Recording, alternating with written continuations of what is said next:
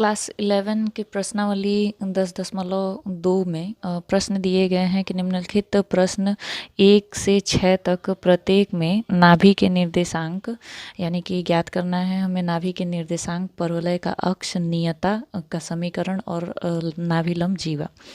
तो सबसे पहले तो जो प्रश्न दिया गया है वो हमारा ये है और इसे हमें तुलना किस पर करना है, इससे तुलना करना है y² 4ax से तुलना करना है। और तुलना करने पर 4a को यहाँ पर लाएंगे, 4a x के साथ लगा हुआ है तो ये 4a किसके बराबर है, यहाँ से हमें पता चल जाता है कि 12 के बराबर है। तो 4a = 12। 4 और 12 को विभाजित करने पर हमारा a का वैल्यू जो है, a का मान 3 आ जाएगा। अब यहाँ से डायग्राम जो है, ग्राफ यदि हम करते हैं तो इसमें किस तरीके से हमें देखना होगा। यहाँ पर आपको जो भी कार्तीय तल के जो क्षेत्र होते हैं y और y-x- में लिख लेना है। नाभि के लिए आपका नाभि कौन सा है, यहाँ पर नाभि कैसे हमें ज्ञात करना होगा, नाभि किस तरफ होता है, यहाँ पे जो दी गई है y² में ये जो वैल्यू दिया गया है वो पॉजिटिव है, इसी से हमने इस पर पॉजिटिव वाले से तुलना की है। तो हमारा जो नाभि होगा वो पॉजिटिव होगा, यानी नाभि का x अक्ष पर होने की वजह से यह क्या है, ये x a हो जाएगा, y 0 हो जाएगा। तो हम लिख देंगे a का मान लिख करके यहाँ पर कंप्लीटली दिखा देंगे। अक्ष पूछा गया है, परवलय का अक्ष क्या है, तो अक्ष हमें बता देना है x अक्ष पर है। नियता बताना है, जहाँ पर हमारी नाभि होती है ठीक उतनी ही दूरी पर पीछे हमें बनाना होता है नियता।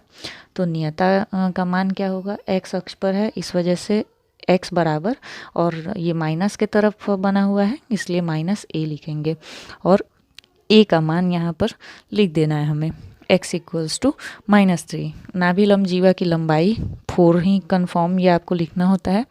4a लिख करके a का मान हमारे पास 3 मिला हुआ है। 4 से 3 में मल्टीप्लाई करने पर जब आप गुणा करते हैं तो यहाँ पर 12 आ जाता है। ये यहाँ पर मैं करके दिखा चुकी हूँ। ये हो जाता है आंसर आपका कंप्लीट। नेक्स्ट देख लेते हैं सेकंड नंबर। सेकंड नंबर में क्वेश्चन दिया गया x² = 6y। 6y पॉजिटिव में है जिसके वजह से हम तुलना करेंगे तो क्या करेंगे, हमारा तुलना करना होता है x² = 4ay। इससे हमें तुलना करना है तो हम क्या करेंगे, 4a को यहाँ पर लाएंगे और 4a = में है किसके, 6 के, तो हम यहाँ पर डिवाइड कर देंगे 2 और 3। a = 3 हमारे न्यूमरेटर में आ जाएगा, अंश में आ जाएगा, और ये 2 है मल्टीप्लाई में a के साथ, तो यहाँ पर डिनोमिनेटर में इसे डाल देंगे डिवीज़न में। तो यहाँ पर = के इस तरफ आएगा तो हमें पता है कि ये डिवीज़न में चला जाएगा। अगर डिवीज़न में रहता है तो मल्टीप्लाई में हो जाता है, मल्टीप्लाई में था इसलिए डिवीज़न में हो गया। फिगर देख लेते हैं। फिगर में यहाँ पर क्योंकि y के पॉजिटिव साइड में था तो हमें नियता और नाभि, जो नियता उसके ऑपोजिट में बनेगा और नाभि यहाँ पर y के पॉजिटिव के तरफ बनना था। तो नाभि लिख लेते हैं हम लोग। नाभि में क्या हो जाएगा, y के तरफ है तो यानी कि x 0 होगा और y a हो जाएगा। वैल्यू हम डाल देंगे, a की वैल्यू यहाँ पर पुट कर देंगे। अक्ष क्या है, y अक्ष पर है, ये किस तरफ खुला हुआ है, y के तरफ, तो हमें लिख देना अक्ष y है। और नियता क्या लिख देंगे, नियता y बराबर, यहाँ पर नियता किस तरफ है, y के तरफ है नीचे, यानी कि माइनस के तरफ, y = -a की वैल्यू यहाँ पर डाल देंगे। नाभि लंब जीवा की लंबाई हमें पता है कि फॉर्मूला यही पुट करना होता है, a के जगह पे वैल्यू पुट करेंगे, डिवाइड कर देंगे, 3 × 2 = 6। आंसर हो गया।